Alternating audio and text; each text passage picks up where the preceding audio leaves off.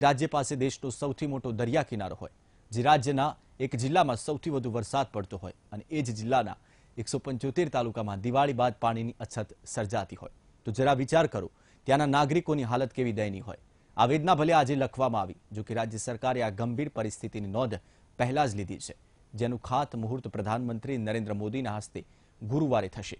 જી હા, પ્રધાનમંત્રી નરેન્દ્ર મોદી ગુજરાતના એક દિવસીય પ્રવાસે આવશે અને પાણીદાર યોજનાનું ખાતમુહૂર્ત કરવાના છે। ગુજરાતના કયા જિલ્લામાં લાગુ થવા જઈ રહી છે આ યોજના, જુઓ અમારો ખાસ રિપોર્ટ।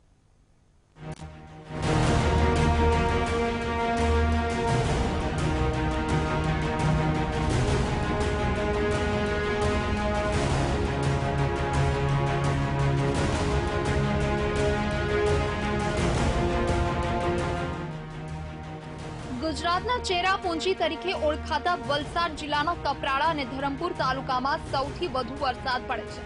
જો કે વર્ષમાં 6 મહિના આ તાલુકાઓમાં પાણીની અછત સર્જાતા સ્થાનિકોને પાણી માટે વલખા મારવા પડે છે। પહાડી વિસ્તારમાં વરસાદ વરસતા વરસાદનું પાણી નદી નાળાઓ માટે 40 કિલોમીટર દૂર સિંધુ દરિયામાં ગરકાવ થઈ જાય છે, તો ભૌગોલિક પરિસ્થિતિ પણ પાણી ન ટકવાનું મુખ્ય કારણ છે।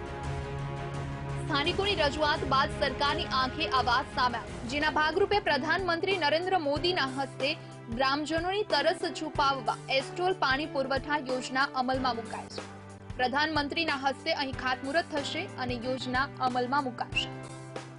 બાઇક પર 5-10 કિલોમીટર સુધી એ લોકો જઈને બાઇક પર પાણી લાવતા અને કોઈક ટેન્કરમાંથી પણ ત્યાં લોકોને પાણી પહોંચાડતા। અને આ વખતે જ્યારે આ પાણી પુરવઠા યોજના આવી ત્યારે હું મારા આપણા દેશના વડાપ્રધાન નરેન્દ્રભાઈને હું મારા દિલથી હાર્દિક શુભેચ્છા પાઠવું।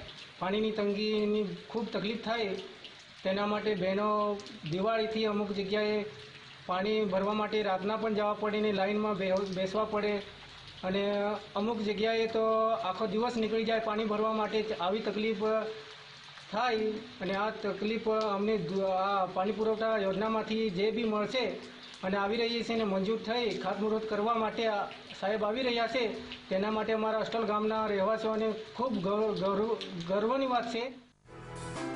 હાલ આ યોજનાને સ્થાનિકો બિરદાવી રહ્યા છે। જો કે પહેલાની અહીંની પરિસ્થિતિ પર એક નજર કરીએ તો અહીં પહાડી વિસ્તારમાં પાણીની ખૂબ જ તકલીફ પડતી હતી। પાણી સીધું દરિયામાં ગરકાવ થઈ જતા સિંચાઈના પાણીથી લઈ પીવાના પાણીની વિકટ પરિસ્થિતિ સર્જાતી હતી, તો ભૌગોલિક પરિસ્થિતિ પણ હતી જવાબદાર। કુલ 175 ગામના લોકો દિવાળી બાદ હેરાન પરેશાન થતા હતા।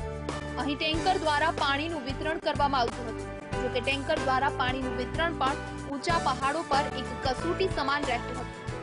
ધરમપુર કપરાડાની અંદર હિલી એરિયા હોય, ચોમાસાનું બધું પાણી લગભગ દરિયામાં વહી જતું હોય છે। મધુબન ડેમ આધારિત આ યોજના બનશે તો એના સરફેસ વોટરથી 174 ગામોને કાયમી ધોરણે પાણી મળતું થઈ જશે। જે ઉનાળાની અંદર ટેન્કર ચલાવવા પડે કે હેન્ડપંપમાં પાણી જ્યારે જતું રહે છે, એ બધા પ્રશ્નોનું સંપૂર્ણ નિરાકરણ આ યોજનાથી થશે। હવે યોજનાના લાભ પર એક નજર કરીએ તો અંદાજે 600 કરોડના ખર્ચે તૈયાર થવા જઈ રહેલ યોજના થકી આ વિસ્તારના લોકોની વર્ષોની તરસ છુપાશે। અહીં મધુબન ડેમમાંથી પાણીને પમ્પિંગ દ્વારા લિફ્ટ કરાશે તો 175 ગામોમાં પીવાનું પાણી પૂરું પાડવામાં આવશે, જેમાં 125 ગામના 816 ફળિયાને યોજનાનો સીધો લાભ મળશે, તો ધરમપુર તાલુકાના 50 ગામોના 212 ફળિયાને પણ આ યોજનાનો લાભ મળશે। પહાડો પર 77 કિલોમીટરની મેઇન રાઇઝિંગ પાઇપલાઇન નાખવામાં આવશે, તો 2 જળ શુદ્ધિકરણ પ્લાન્ટ, 6 વિશાળ અને 28 ભૂગર્ભ ટાંકીઓ બનાવવામાં આવશે। પહાડોમાં વસેલા ગામોમાં પાણી ચડાવવામાં આવશે અને આ યોજના 2 વર્ષમાં તૈયાર થઈ જશે। સ્ટોલ જે જૂથ યોજના છે એના અંદર જે ઇન્ટેક વેલ છે આપણો, ઇન્ટેક વેલથી આપણે પાણી લઈશું। ઇન્ટેક વેલથી આપણે એને 2 જગ્યાએ પહેલાં એને સ્ટોર કરશું, આપણે એને વાડી અને ઇકલેરામાં। એના પછી આપણે એને અંદર 2 ફિલ્ટર પ્લાન્ટ આવશે, પેંઢારદેવી અને બામણવેલમાં। એ કર્યા પછી આપણા બીજી 25 એવી સંપ છે, ક્લિયર વોટર સંપ છે, અને 6 એવી આપણી ESR છે, ઊંચી ટાંકીઓ છે, અને 997 કિલોમીટરની પાઇપલાઇન આવશે, જેનાથી આપણે આ તમામ જે ગામો છે એને આપણે પાણીનું આપણે પૂરી કરશું આપણે પાણી દ્વારા। ભૌગોલિક પરિસ્થિતિ અને પહાડી વિસ્તારોના કારણે આ વિસ્તારમાં પાણી પૂરું પાડવું સરકાર માટે પણ એક ચુનૌતી સમાન હતું। જો કે વિકાસલક્ષી યોજનાના ભાગરૂપે ખાતમુહૂર્તનો વખત આવતા સ્થાનિકો આજે અહીં આનંદની લાગણી અનુભવી રહ્યા છે। માનવ ઠાકોર, વીટીવી ન્યૂઝ, કપરાડા, વલસાડ। તો દીકરીને કેટલાક મા બાપ સાપનો ભારો ગણતા